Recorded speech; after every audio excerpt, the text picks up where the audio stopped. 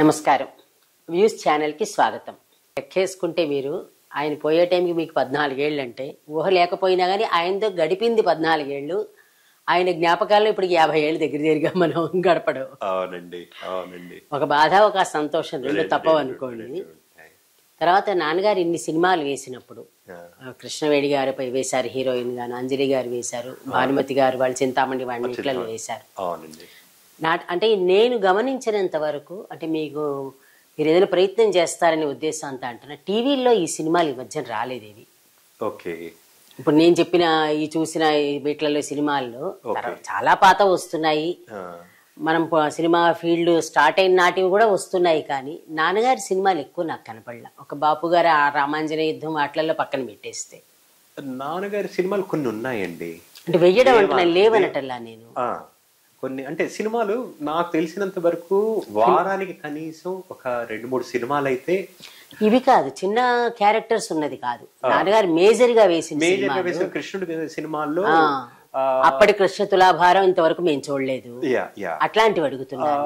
అలాంటివి కొన్ని అంటే దీంట్లో రీజన్ ఏంటంటే కొన్ని సినిమాలు ఆ రోజుల్లో తీసినవి నెగటివ్స్ అనేవి మనకు యాక్చువల్లీ కరెక్ట్ గా ప్రిజర్వ్ చేయాలండి. అవును, వాటిని కరెక్ట్ గా ప్రిజర్వ్ చేయనప్పుడు ఏమవుతూ ఉంటుందంటే అవి మనకు తర్వాత మనం మీడియాకి యూజ్ చేసుకోవడానికి అంటే ట్రాన్స్ఫర్స్ కి. ఇప్పుడు ఇదివరకు మనకు ఈ సీడీలు వచ్చే ముందు విహెచ్ఎస్ క్యాసెట్స్ అని ఉండేది. సో ఆ విహెచ్ఎస్ క్యాసెట్స్ ఏంటి, అవి కూడా ఇదే ప్రాబ్లం ఉండేది. క్యాసెట్ ని కరెక్ట్ టెంపరేచర్ లో మెయింటైన్ చేయకుండా ఏసీలో పెట్టి మళ్ళీ టెంపరేచర్ డ్రాప్ అయ్యి అది ఇది అవుతే దాంట్లో ఫంగస్ అని వచ్చేది, వచ్చి మొత్తం అతుక్కుపోయినట్టు అయిపోయేది. అతుక్కుపోయాక మీరు అది ప్లే చేస్తే మీకు వీడియో కరెక్ట్ గా రాదు. సో అలాంటిది 50s లో 60s లో 70s లో అసలు టెక్నాలజీ అనేది చాలా తక్కువగా, అంటే మనకు పెద్దగా తెలియదు. ఆ ఫిల్మ్ తీశారు, పెట్టారు, అది రన్ అయిన రోజులు రన్ అయింది, ఆ తర్వాత దాన్ని తీసి వెళ్ళిపోయి ఆ డబ్బాలు అక్కడ పడేసేవారు. అవును. సో అది దాని వల్ల చాలా సినిమాలండి, అంటే నాన్నగారి సినిమానే కాదు బోలెడు చాలా మంది చెప్తా, అంటే నేను కేవలం మీ నాన్నగారిని అడుగుతున్నాను అంతే. కరెక్టే. సో అంటే ఆ రకంగా ఇలాగా కరెక్ట్ గా ప్రిజర్వ్ చేయక అవి తర్వాత మనకు టీవీకి రావాలంటే ఇప్పుడు ఆ ఫిల్మ్స్ అన్ని కూడా మళ్ళీ ట్రాన్స్ఫర్ అవ్వాలండి. ఫిల్మ్ మోడ్ లోంచి వీడియో మోడ్ లోకి ట్రాన్స్ఫర్ అవ్వాలి. ఇప్పుడు మనకి హెచ్డి మోడ్ కూడా అంటే డిజిటల్ మోడ్ కూడా వచ్చేసింది. సో ఈ వీటికి రావాలంటే అవి ఉండాలి. సో అయితే నాన్నగారి బ్యాడ్ లక్ ఏంటంటే కొన్ని సినిమాలు మీరు అన్నట్టుగా శ్రీకృష్ణ తులాభారం ఇలాంటివి కొన్ని సినిమాలు, చింతామణి ఉంది, చింతామణి నాకు తెలిసి కొన్ని ఎప్పుడు ఇందులో చూసినట్టు నాకు గుర్తు రావట్లే ఛానల్స్ లో ఎక్కడాను. ఓకే, ఒకవేళ యూట్యూబ్ లో ఉందేమో ఐడియా లేదు. ఐ థింక్ నేను కూడా అంత 100% షూర్ కాదండి. భానుమతి గారి చింతామణిగా వేశారు. శ్రీకృష్ణ మాయ దేంట్లో అయితే ఆయన కృష్ణుడిగా చేశారో, తర్వాత నాగేశ్వరరావు గారు దాంట్లో నారదుడిగా అదొకటి కనిపిస్తుంది, అదొకటి కనిపిస్తుంది, అది తరచుగా వస్తుంది ఆ సినిమా. ఒకటేనండి, అది ఎలా చెప్పుకోవాలంటే ఇప్పుడు ముందు జనరేషన్స్ అంటే నేను ఒక యంగ్స్టర్ గా ఉన్నప్పుడు నార్మల్ కెమెరాస్ ఉండేవి, దాంట్లో ఫిల్మ్స్ లోడ్ చేసుకునే వాళ్ళం. ఫోటో తీయాలంటే 100 సార్లు ఆలోచించేవాళ్ళం. నెగిటివ్ పోతుంది, దానికి 33 ఫిల్మ్స్ స్టిల్స్ మాత్రమే వస్తాయి. సో అలాంటి జనరేషన్ క్యాలిక్యులేటెడ్ గా తీసుకునేవాళ్ళం.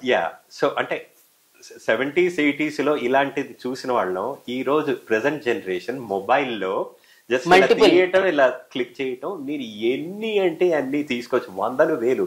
ఈ రోజుల్లో ఎవరి మొబైల్ తీసుకున్నా నాకు తెలిసి 5,000 నుంచి 10,000 ఫొటోస్ అందులో ఉంటాయి. మీరు ఇది 128 GB తీసుకుంటే ఒక ఈజీగా ఉంటాయి. ఇంకా మీరు 256 GB ఇలాంటి వాటికి వెళ్ళారంటే ఇంకా అసలు అదొక పెద్ద లైబ్రరీ అన్నమాట.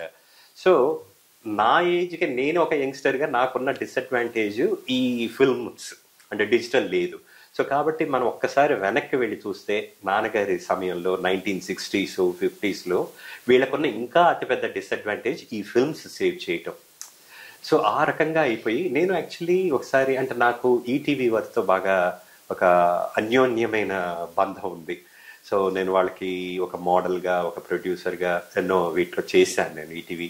సో అక్కడికి వెళ్ళినప్పుడు నాన్నగారి డాక్యుమెంటరీ చేయడానికి వాళ్ళ దగ్గర కూడా నేను కొన్ని విజువల్స్ తీసుకోవటానికి నాన్నగారు చేసిన సినిమాలు వాళ్ళ దగ్గర కొన్ని ఉంటే వాళ్ళ దగ్గరికి వెళ్ళినప్పుడు అక్కడ ఉన్న ఒక హయ్యర్ అఫీషియల్ కూడా వాళ్ళు కూడా ఇదే అన్నారు, రామకృష్ణ గారు మా దగ్గర కొన్ని ఫిల్మ్స్ ఉన్నాయండి కానీ అవన్నీ కూడా కరెక్ట్గా ప్రిజర్వ్ అవ్వలేదు.